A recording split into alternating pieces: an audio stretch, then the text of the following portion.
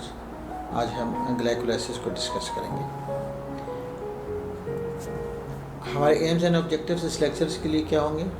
सबसे पहले हम डेफिनेशन देखेंगे ग्लाइकोलाइसिस की, हम क्लासीफाई करेंगे different types of the glycolysis को, हम रिएक्शन देखेंगे डिफरेंट ग्लाइकोलाइसिस के रिएक्शंस क्या होते हैं, उनमें एंजाइम्स कौन से इस्तेमाल होते हैं, उनकी बायो एनर्जेटिक्स क्या होती हैं हर रिएक्शन की। हम कंपेयर करेंगे different types of the glycolysis को, और फिर हम टोटलिटी में ग्लाइकोलाइसिस की बायो एनर्जेटिक्स को देखेंगे। तो ये हमारे 5 आज के मेजर ऑब्जेक्टिव्स होंगे। मैं रिपीट कर देता हूँ। Number 1 definition, number 2 types of the glycolysis, number 3 reaction of the glycolysis, number 4 comparison of the different types of the glycolysis, comparison, और नंबर 5 बायोएनर्जेटिक्स। तो ये 5 हमारे आज के एम्स एंड ऑब्जेक्टिव्स हैं। सबसे पहले डेफिनेशन, ग्लाइकोलाइसिस को कैसे डिफाइन करेंगे?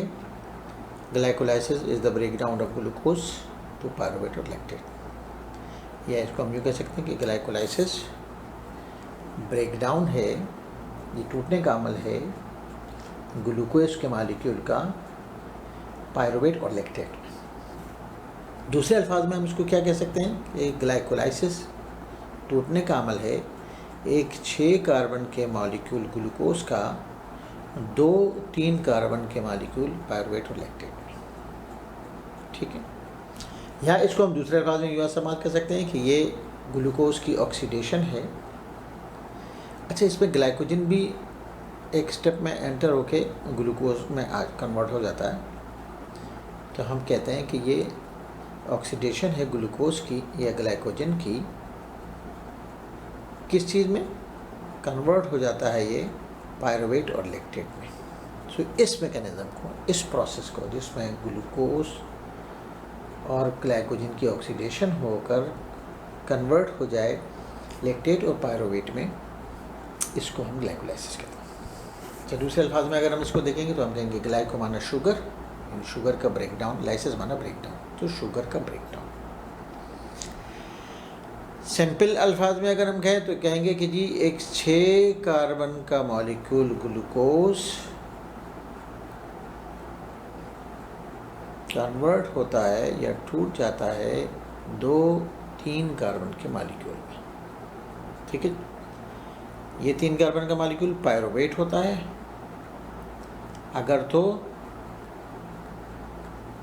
ऑक्सीजन मौजूद है। ठीक है, पायरुवेट। और अगर ऑक्सीजन नहीं है तो ये 2 कार्बन का मॉलिक्यूल, 3 कार्बन का जो मॉलिक्यूल है, ये जो 2 मॉलिक्यूल हैं जो 3 कार्बन के हैं, ये लैक्टेट होते हैं। ठीक है ना, लैक्टेट। ठीक है, अच्छा जी, क्या है ये? 10 स्टेप का मेटाबॉलिक पाथवे है जिसमें एक 6 कार्बन का ग्लूकोज 2-3 कार्बन के मॉलिक्यूल में पायरुवेट में कन्वर्ट होता है। इसके अलावा इसमें क्या चीज़ बनती है? जिसमें हमें NADH मिलता है और हमें ATP मिलता है। यानी ग्लूकोज के मॉलिक्यूल को जब हम तोड़ेंगे या ग्लूकोज का मॉलिक्यूल जब उसकी ब्रेकडाउन होगी तो हमें क्या क्या चीज़ें मिलेंगी? ये ग्लूकोज का मॉलिक्यूल है, इसकी जब ब्रेकडाउन होगी तो हमें 3 कार्बन के 2 मॉलिक्यूल मिलेंगे। ठीक है जी, 2 मॉलिक्यूल मिलेंगे, इसके साथ हमें ATP मिलेगी, इसके साथ हमारे पास NADH मिलेगा। हमें कहाँ होता है? सारे टिश्यूज़ में होता है वर्चुअली। एरिथ्रोसाइट्स यानी रेड ब्लड सेल्स और नर्वस टिश्यू अपनी एनर्जी इसी प्रोसेस से लेते हैं। इसको एंडन-मायरोफ पाथवे भी कहते हैं। क्यों इसको एंडन-मायरोफ पाथवे कहते हैं? कि जिन साइंटिस्ट ने इसको दरियाफ्त किया था या बनाया था, उनके नाम पे इसको एम्डेन-मायरोफ पाथवे कहते थे। ठीक है ना। कहाँ होता है ग्लाइकोलाइटिक पाथवे, क्या इसके फंक्शन है, कितनी इसकी टाइप्स है। साइट, जैसे कहा सारे टिश्यू में होता है, लेकिन अब टिश्यू में कहाँ होता है, सेलुलर साइट इसकी क्या है, तो सेलुलर साइट इसकी साइटोप्लाज्म। ठीक है। क्या फंक्शन है, मेजर 2 फंक्शन करता है, एनर्जी देता है in the form of ATP और इंटरमीडिएट्स देता होता है, मेटाबॉलिक इंटरमीडिएट्स देता होता है दूसरे मेटाबॉलिक पाथवेज के लिए। टाइप्स क्या हैं, ये यूनिक पाथवे होता है जो ऑक्सीजन की मौजूदगी में भी काम करता है, जिसको एरोबिक ग्लाइकोलाइसिस कहते हैं, और अगर ऑक्सीजन नहीं होगी तो इसको हम एनएरोबिक ग्लाइकोलाइसिस कहेंगे। एनएरोबिक ग्लाइकोलाइसिस कहते हैं। ये ऑक्सीजन की मौजूदगी में भी काम करता है और ऑक्सीजन की गैर मौजूदगी में भी काम करता होता है। In the presence of oxygen और in the absence of oxygen दोनों काम करता होता है। आइए इसको समझते हैं,